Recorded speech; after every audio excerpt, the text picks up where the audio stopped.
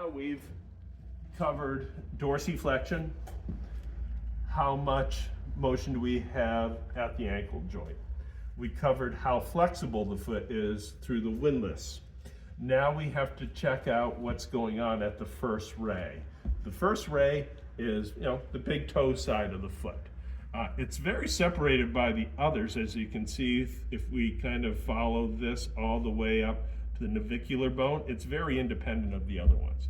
This is our mobile adapter to the ground. This is what allows us to walk on uneven terrain very well. Also gives us strength for propulsion as well for walking. So what could go wrong here? So first thing we want to find out, how does it align to the rest of the plane of the other metatarsals? Also, what is its range of motion in proximity to the second? So we're going to do that right now. Pretty simply, we're going to, again, grab the foot gently from the back. Ask the person if it's okay to grab their foot.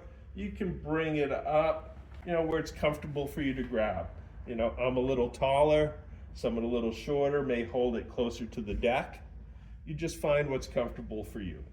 And really what we want to do is, again, we want to swing the foot through, supination, pronation, until it's pretty much locked into a position where you could take the foot and just move it around willy-nilly wherever you would like.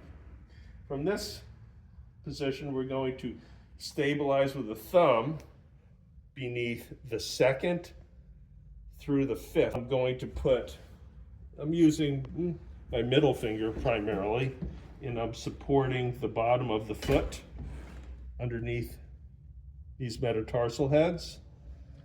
Then I'm using my thumb on the top, on the second, and now I'm going to take my left hand, put it on the top of the first met head, and I'm going to see relative to my fingernails if it moves up and below about the same amount. So starting off neutrally in the middle, it's naturally pretty well lined. It moves up plenty and moves below plenty.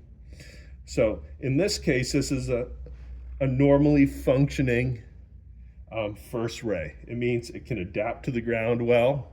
Didn't have too much movement down, which meant it was too flexible, or moved too far. Movement up will mean that it will suck up a lot of energy when it hits the ground. Not enough movement down may mean it's a little bit more rigid.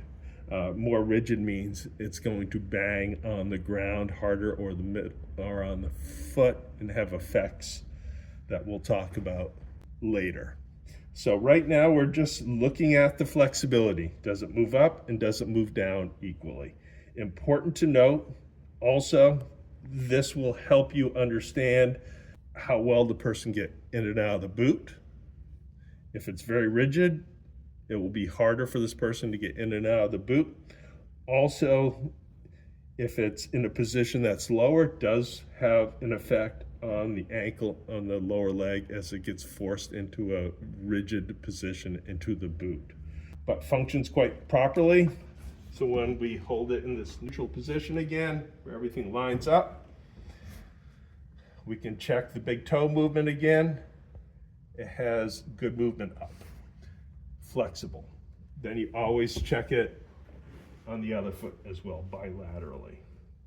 And again, they both function as the first ray is supposed to function. Again, just check. No problem at all.